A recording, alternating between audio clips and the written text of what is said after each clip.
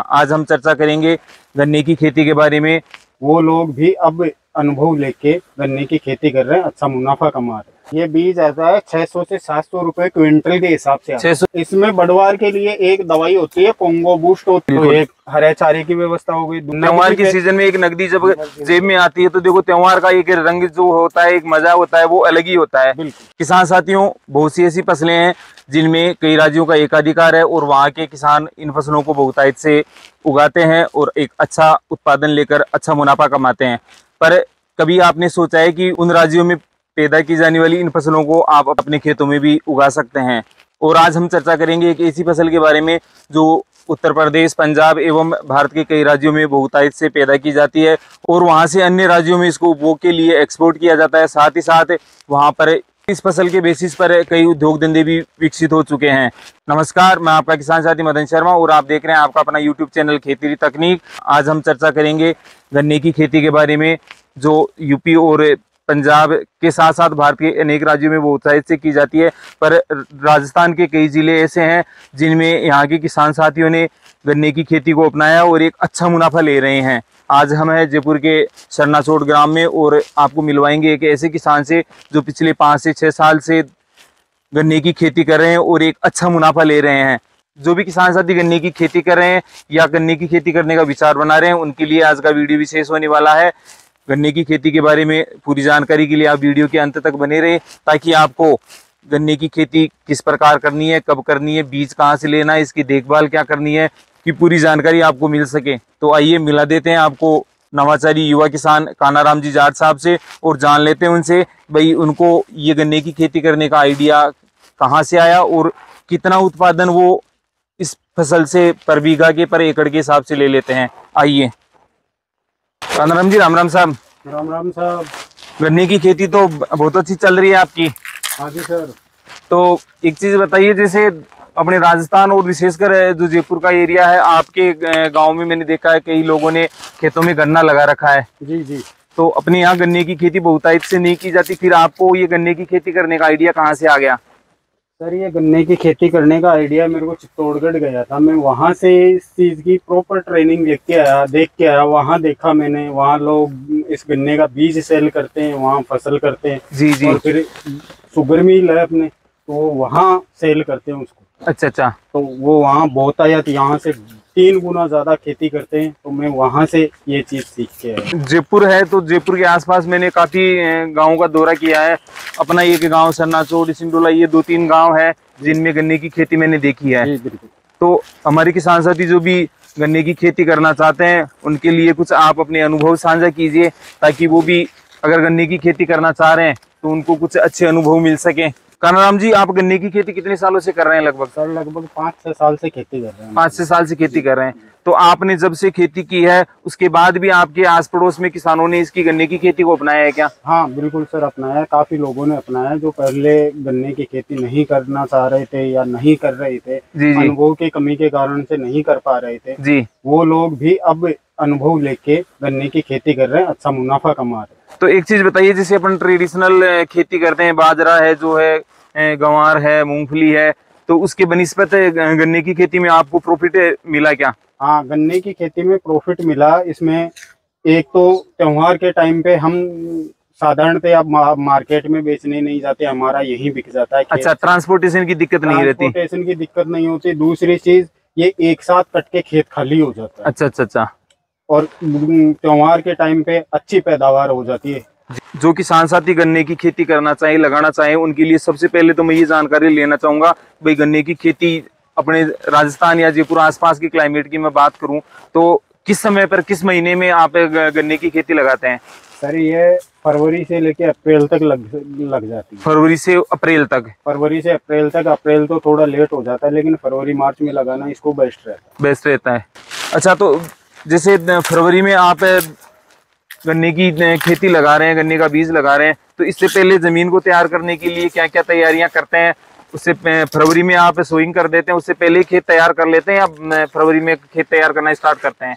Sir ये जनवरी में तैयार करना स्टार्ट कर देते हैं। जी जी। खेत तो इसमें सबसे पहले तो हम खाद डालते हैं, गोबर का खाद डालते हैं। जी, गोबर जी। का खाद डाल के कितना बीघा के हिसाब से कितना लगभग खाद डाल देते हैं आप? सर यहाँ खाद ट्रॉली के हिसाब से डाला जाता है। बीघा के में अब 2 ट्रॉली डाल दो और 2 बीघा है तो उसमें 3 ट्रॉली भी हो जाती है, 4 ट्रॉली भी कंफर्म नहीं हो। अच्छा अच्छा, खेत के उपजाऊपन के हिसाब से अगर आपका उपजाऊपन के खेत हिसाब अच्छा है तो कम भी चल जाएगा, अगर कम उपजाऊ है तो आप 4-5 ट्रॉली पर बीघा के हिसाब से भी डाल सकते हैं। 4-5 बीघा। तो अच्छा, खाद डालने के बाद आप इसकी जो गुजाई वगैरह है, बुआई जुताई है, वो किस प्रकार से क्या करते हैं इसमें? सर खाद डालने के बाद में इसमें हम हैरो चलाते हैं। अच्छा, हेरा चलाते हैं। हैरो चलाते हैं, फिर प्लाऊ से इसको बदल देते हैं। अच्छा अच्छा, मतलब जो ऊपर का खाद है वो नीचे चला जाता है ताकि वो 1-2 फुट नीचे जाए। अच्छा। और जब ये गन्ना 5 महीने 6 महीने का होता है ना, तब उसका रस बनना स्टार्ट होता है। जी जी जी। तो उस हिसाब से हम इस पे प्लाऊ चला के फिर ऊपर 2-3 बार कल्टीवेटर चला दे, हल चला देते हैं। जी जी। और फिर उसके बाद में ये बेड डालते हैं। किसान साथी ध्यान दे, कानाराम जी का कहना है कि जब भी हमें खेत में गोबर वगैरह डालते हैं, खाद वगैरह डालते हैं, तो इसमें अच्छे से प्लाऊ वगैरह लगाते हैं ताकि जो अपना गोबर की खाद है या कोई भी जैविक खाद वगैरह आप डाल रहे हैं वो अच्छे से मिट्टी में मिल जाए, और जब तक आपकी फसल तैयार न हो तब तक फसल को अच्छा पोषण मिलता रहे। अच्छा, गोबर की खाद के अलावा जैसे आपने जमीन तैयार कर ली, बेड वगैरह आप डाल रहे हैं, बेड वगैरह तैयार कर रहे हैं, तो उस समय पर कोई इसमें फर्टिलाइजर वगैरह भी डालते हैं या केवल गोबर की खाद ही डालते हैं? नहीं सर, फर्टिलाइजर वगैरह भी डालते हैं। जब बेड तैयार हो जाता है, जब गन्ना डालने का टाइम आता है, जी जी, तो सबसे पहले जो बीज हम चित्तौड़गढ़ से मंगवाते हैं वो। अच्छा, चित्तौड़गढ़ से मंगवा रहे हैं आप बीज? हाँ बिल्कुल सर। जी।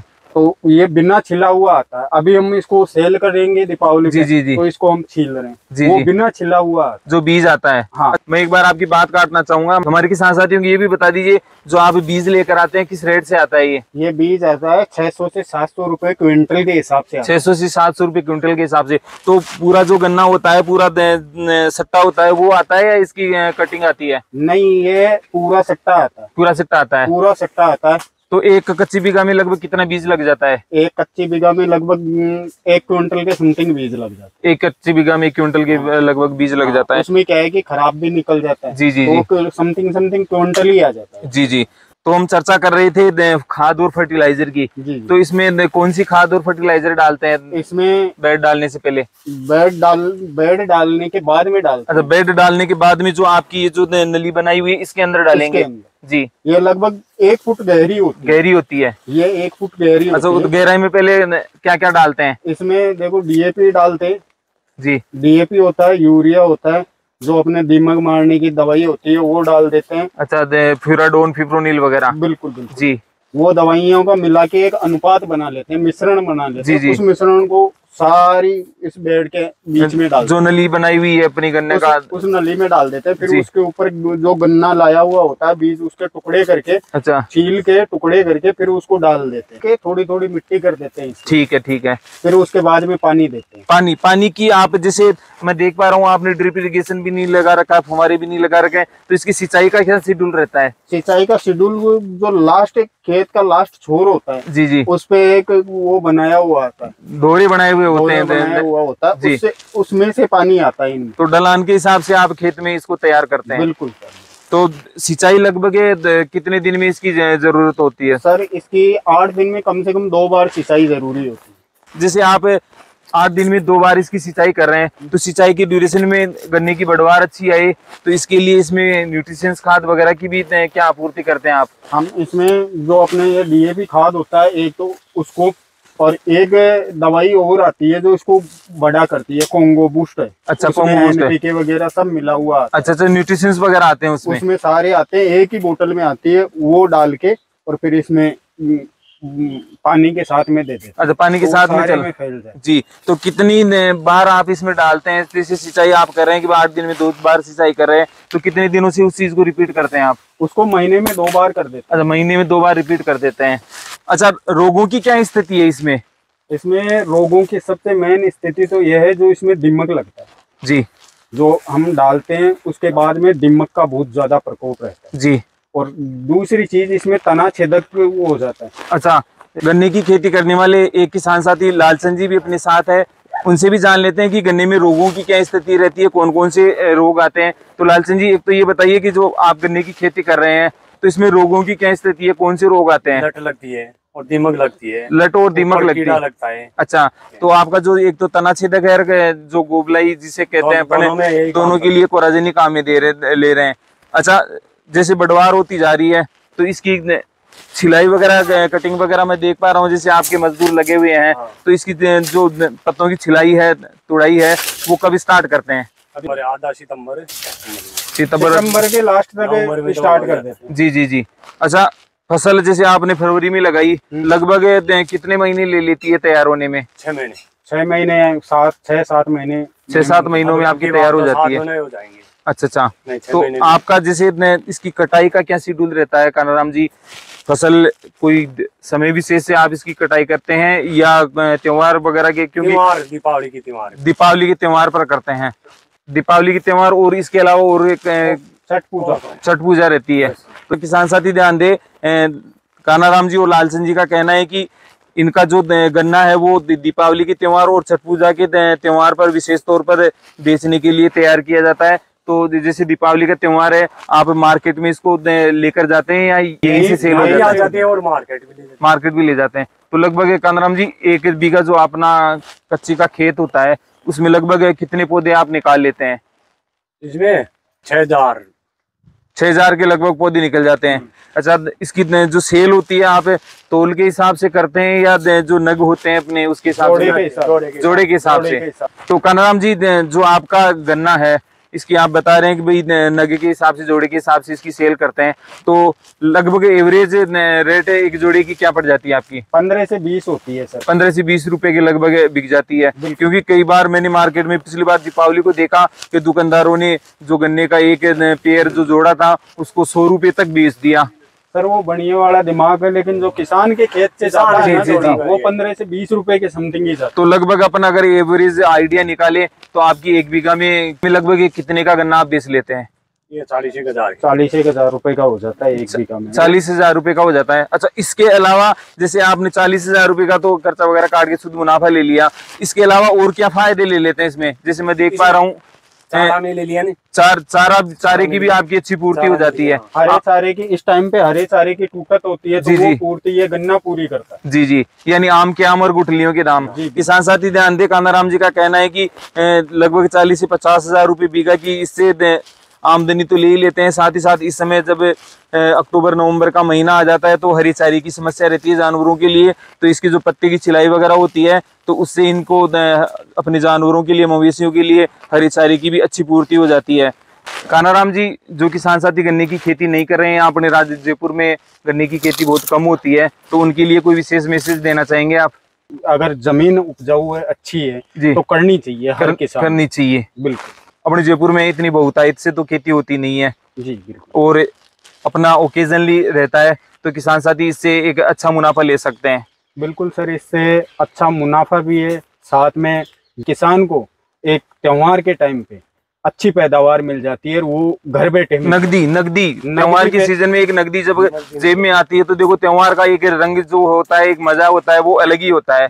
अच्छा, हमारे किसान साथियों को ये भी बता दीजिए, जैसे आपने इस खेत में गन्ने की खेती कर ली, गन्ने की कटाई होने के बाद में इसकी में आप दोबारा से गन्ने की खेती लगाएंगे या दोबारा जो गन्ना है आपका तैयार हो जाएगा या इसको हटाएंगे? इसको हटाना पड़ेगा। तो जमीन को तैयार करने के लिए, जैसे इसमें जड़ें वगैरह काफी हो गई है, तो इसके लिए क्या करेंगे आप? रोटावेटर वगैरह चलाएंगे या इसको इसकी खुदाई करके हटाएंगे? रोटावेटर भी चला सकते हैं। कल्टीवेटर से जो ये गन्ने की जड़ें होती हैं, जी, वो निकाल के फिर उनको बाहर करना पड़ता है खेत से। जी। रोटावेटर से क्या है कि अभी रोटावेटर अब इस बार चलने लगे, पंचायत में मिल गए, तो रोटावेटर चलाएंगे, तो रोटावेटर से क्या है कि उसी का खाद भी बन जाएगा। आपको निकालने की ज्यादा मेहनत करने की जरूरत नहीं पहले नहीं था जो।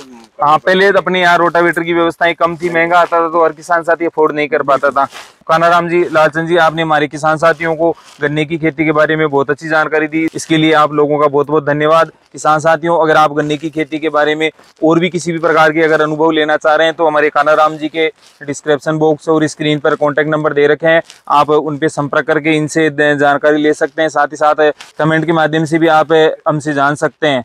अगर आपको जानकारी पसंद आई हो तो वीडियो को लाइक और शेयर करना न भूलें, ताकि अन्य किसान साथी जो गन्ने की खेती करना चाह रहे हैं उनको भी लालचंद जी और कानाराम जी के अनुभवों की जानकारी मिल सके। साथ ही साथ अगर आप हमारे यूट्यूब चैनल खेती तकनीक पर नए हैं तो चैनल को सब्सक्राइब करके बेल आइकन जरूर दबा लें, ताकि कुछ ऐसी फसलों के बारे में जो आपके क्षेत्र में कम होती है और आप उनको अपने खेतों में लगाकर एक अच्छा मुनाफा कमा सकते की जानकारी आपको घर बैठे मिलती रहे। आज के लिए बस इतना ही, फिर मिलेंगे कानाराम जी और लालचंद जी जैसे कुछ नवाचारी और अनुभवी किसानों के विचारों को लेकर, और ऐसी ही इनोवेटिव फसलें जो आपके क्षेत्र में नहीं हो रही है उनकी खेती के संबंध में चर्चाएं लेकर। तब तक के लिए सभी किसान साथियों को राम राम, जय हिंद, जय भारत।